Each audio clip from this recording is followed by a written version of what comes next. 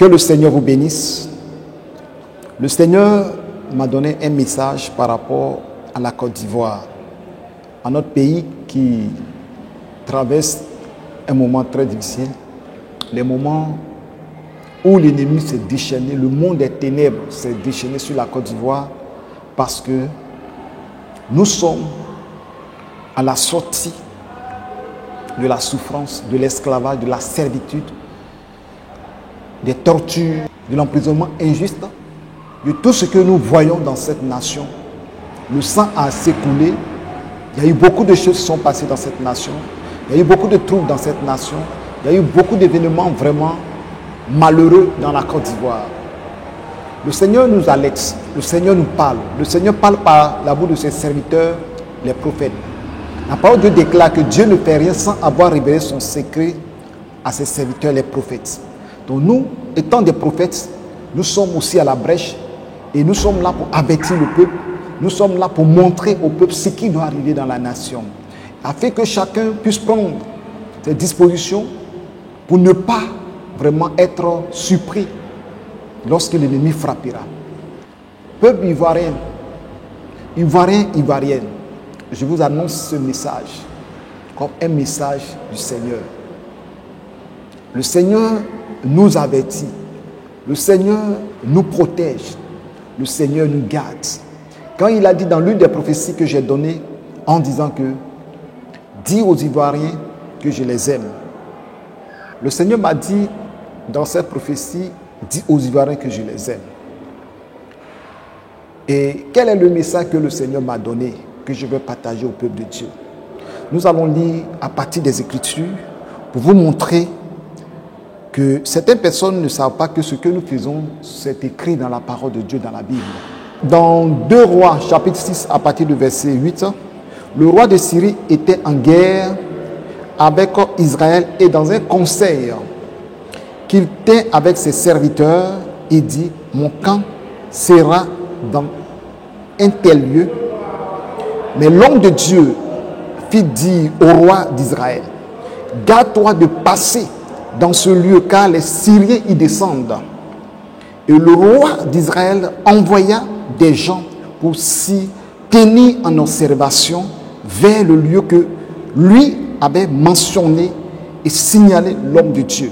Cela arriva non pas une fois ni 2 fois. Le verset 11. Le roi de Syrie eut le cœur agité. Il appela ses serviteurs et il leur dit, ne voulez-vous pas me déclarer lequel de nous est pour le roi d'Israël? L'un de ses serviteurs répondit, personne au roi, mon Seigneur, mais Élisée, le prophète qui est en Israël, rapporte au roi d'Israël les paroles que tu prononces dans ta chambre à coucher. Et le roi dit, allez et voyez où il est, et je le ferai prendre. On va lui dire, voici, il est à d'autant. Bien. Vous savez, Dieu aime la Côte d'Ivoire. Quand Dieu a dit, dis aux Ivoiriens que je les aime, Dieu va démontrer dans cette nation pourquoi il dit qu'il aime les Ivoiriens. Tout événement qui va se passer dans cette nation, Dieu va nous révéler, nous les serviteurs, et nous allons parler ça au peuple pour que le peuple puisse prendre garde, le peuple puisse prendre ses dispositions afin que ce que le diable fait, ce que ces hommes, des sanguinaires vont faire dans cette nation, la Côte d'Ivoire, leurs œuvres soient vouées à l'échec. Et ça va retourner contre eux-mêmes. J'étais là en méditation et l'Esprit de Dieu ouvre mon esprit sur la marche du 11. Et il y a eu des arrestations, beaucoup d'arrestations, mais une centaine de personnes, en majorité des jeunes, qui marchent pour la liberté, pour la délivrance de leur nation. Ce pays qui est pris en otage, la Côte d'Ivoire. Bien-aimé en Christ, Dieu me dit, ces arrestations, parce qu'ils ont besoin d'un bouclier humain. Le gouverneur en place a besoin d'un bouclier humain, parce qu'ils savent bien que l'armée qui est là, lorsque ils vont déclencher une guerre, lorsqu'ils vont s'élever, ils ne pourront pas maîtriser la foule. Même au même nu, ils ne pourront pas maîtriser la foule. Et ils savent bien que au sein de l'armée, il y a quelque chose qui se passe. Donc, qu'est-ce qu'ils vont faire? Pour pouvoir trouver un moyen, pour pouvoir affronter l'opposition, ils ont capturé beaucoup de jeunes. Ils ont torturé d'autres. Ils ont agi par la violence pour pouvoir mettre la peur dans le cœur de la jeunesse. Mais ils ont vu que les jeunes sont déterminés. Il y a eu même tuerie à Beaunois. Un jeune a été tué. Souvenez-vous du 3e mandat. Kofi Toussaint, sa tête a été coupée, il jouait au foot. Et les Ivoiriens ont compris. Au départ, ils n'avaient pas compris. Tout le monde a compris. Le nord, le sud, l'est en passant par est-ouest en passant par le centre. La Côte d'Ivoire entière a compris. Nos parents qui ont été burnés, les yeux sont ouverts. Ils ont vu que notre pays est en danger, notre pays est en otage. Donc, qu'est-ce qui se passe? L'armée qui est là, c'est une armée à 90% d'étrangers. Ces personnes ne maîtrisent pas trop le pays. Cette armée qui est là, c'est une armée de rebelles. Donc, qu'est-ce qui va se passer? Ils ont attrapé ces jeunes. Ils veulent utiliser ces jeunes comme boucliers humains. Ils veulent droguer les jeunes pour leur donner des armes, pour aller contre les nations. Ils savent bien que quand il y aura un éclatement de guerre, ils vont mettre ces jeunes devant et ils vont se mettre derrière, en arrière-plan, pour pouvoir livrer les jeunes. C'est-à-dire que si affrontement, c'est nos propres frères que nous allons tuer et ces étrangers vont se cacher derrière le bouclier humain, ces jeunes qu'ils ont attrapés.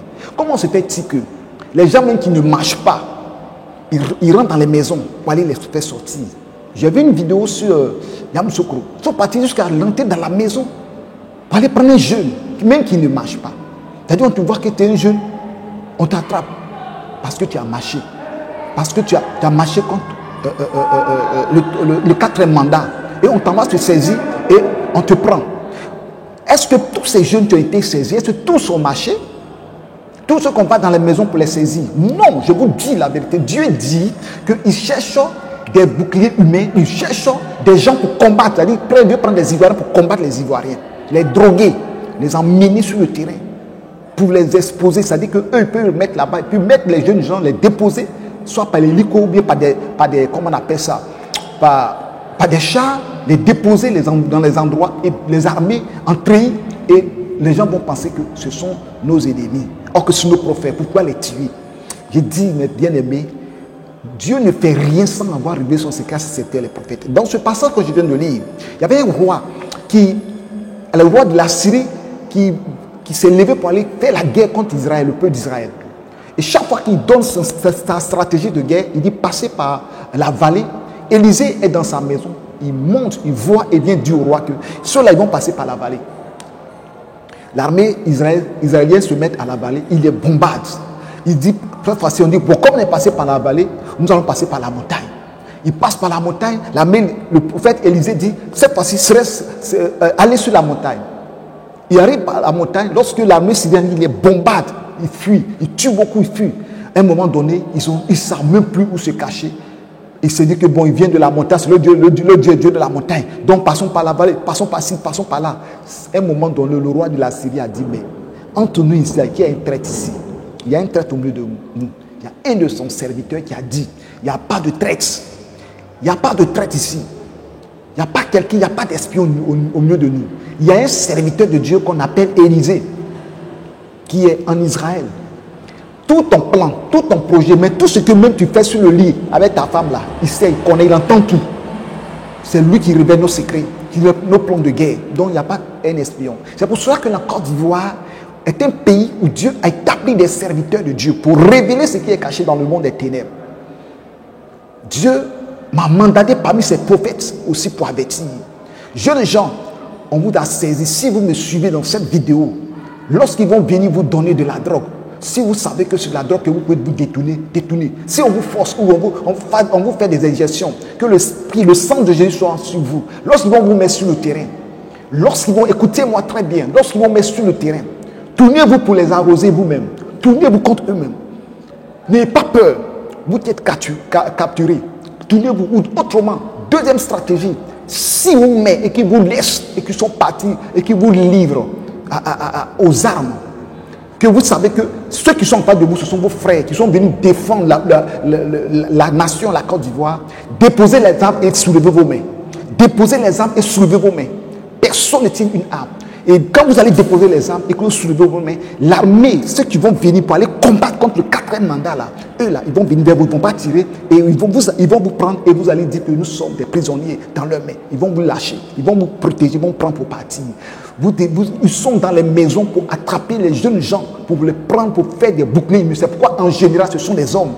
En général, ce sont les hommes qui s'attrapent. Pourquoi ils n'attrapent pas aussi la plupart des femmes? Ce sont les hommes qui s'attrapent. Parce qu'ils savent que les jeunes gens, on peut les utiliser pour faire bouclier humain. Mais cette fois-ci, ça ne passera pas.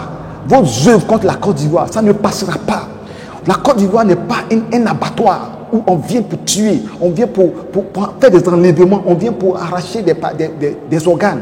Si ce pays, je te dis, toi qui es assis et tu es là, ce pays n'est pas ton pays. C'est pour cela que quand on tue quelqu'un, ça ne te dit rien. Si aujourd'hui, on ne peut pas dire au président de PPACI, de PDC, FDA et aux autres partis, bon, on dit, bon, par exemple, allez comment dirais-je, à Gagnoa. Mais le président Gbagbo sait que c'est sa région. Il ne peut pas aller attaquer les jeunes d'Aloa. On ne peut pas dire à Yamoussoukro, a dit au président Tidiane Thiam que allez attaquer Yamoussoukro. Il sait que c'est sa zone. Il ne peut pas dire ça. Et aux autres et qui sont là, ne peut pas dire. Mais tu n'as rien à foutre ici. Il n'y a ni ton parent, ni personne ici. Donc, il peut tuer qui veut, ça ne lui dit rien. Si aujourd'hui on lance, même si on lance comme ça, on dit bon, allez soit à Benjerville. Mais probablement, tu peux avoir un cousin, un ami, un frère, un parent proche là-bas. Tu ne vas pas accepter qu'on parte t'attaquer Benjerville. Tu ne vas pas accepter qu'on parte t'attaquer à Bobo. On part t'attaquer à Yopougon. C'est parce que ce n'est pas ton pays. Donc tout ce n'est pas pour toi. Il n'y a aucun membre, il n'y a pas quelqu'un là-bas. Donc on va tuer les gens là. Donc un papa. C'est pour cela que vous voyez que dans la Bible, lorsque Abraham, Dieu a dit qu'il va détruire Gomorrhe et Sodome, il était inquiet. Pourquoi il était inquiet? Parce qu'il y avait Lot, sa femme, et les autres, leurs enfants. Et puis les bergers étaient là-bas. Donc Abraham a intercédé auprès de Dieu pour ne pas que Lot aussi subisse le jugement de Dieu, le feu qui va descendre sur Gomorrhe et Sodome. Abraham a intercédé, a demandé, a plaidé la cause d'Abraham, de Lot. Mais ce n'est pas ton pays. Ceux qui sont là, cette armée-là, la plupart, ce ne sont pas des Ivoiriens. Donc tuer les gens, ça ne leur dit rien, ce ne sont pas leurs parents. C'est pourquoi je vous dis, peuple ivoirien, lèvons-nous, nous serviteurs de Dieu, nous prophètes, nous allons dénoncer, nous allons révéler, toutes les fois que Dieu nous révèle ce qui est caché, nous allons faire sortir. S'il faut payer de notre sang, nous allons déclarer jusqu'à ce que, à la dernière minute, que ce soit chrétien, que ce soit musulman, que ce soit jeune, vieux, chacun doit passer à l'action. Ceux qui doivent marcher. Les jeunes gens qui sont sur les réseaux sociaux doivent parler, que ce soit en Côte d'Ivoire, que ce soit en Amérique, en France, partout où ils sont, même en Afrique, et peu partout ils doivent dénoncer. Ce que Dieu vous montre, dénoncer, n'ayez pas peur. Nous devons dénoncer parce qu'il y a des femmes qui ont été mises en prison à cause de la nation. Combien de fois le président Laurent Gbagbo n'a pas été en prison? Ils n'ont pas mis en prison. Plusieurs fois jusqu'à là, la CPI, il est revenu. Notre nation a besoin de la délivrance. Nous, hommes de Dieu, nous, serviteurs, nous, églises, nous devons prêcher l'évangile dans une liberté. Nous devons parler de Jésus dans une liberté sans qu'on vienne nous attraper, sans qu'on vienne fermer nos églises. Nous sommes en otage. La Côte d'Ivoire est en otage. La Côte d'Ivoire a besoin d'une délivrance. Donc, peuple ivoirien, écoutez ce message. Ils attrapent ces jeunes gens pour pouvoir les emmener à l'abattoir. Ils les attrapent ces jeunes gens pour les mettre comme bouclier humain. Parce qu'ils savent qu'ils n'ont plus de force, ils n'ont plus de base. Ils veulent les utiliser comme bouclier humain, mais ça ne passera pas. La main de Dieu sera sur ces jeunes. La grâce de Dieu sera sur ces jeunes. Ils ne pourront pas. Si vous faites, le Seigneur utilisera ces mêmes jeunes pour mettre la confusion dans votre vie. Parole prophétique, inspirée par le Saint-Esprit. Et je sais que Dieu va le faire. Que Dieu vous bénisse. Ainsi parle le Seigneur. La Côte d'Ivoire, ta lumière brille. Lève-toi car ta lumière arrive. Et la gloire de l'Éternel sera sur toi. C'est pour cela que ce message a été donné. Parce que si vous me voyez parler ainsi, c'est à cause de la violence, à cause de la méchanceté, à cause de leur cruauté dans cette nation, que l'Esprit aussi en moi parle avec autorité. Que Dieu vous bénisse. Que Dieu bénisse la Côte d'Ivoire. Et je sais que la victoire reviendra aux Ivoiriens. Et que ceux qui sont étrangers, qui aiment la nation, bénéficieront de la grâce de ce pays. Que Dieu vous bénisse.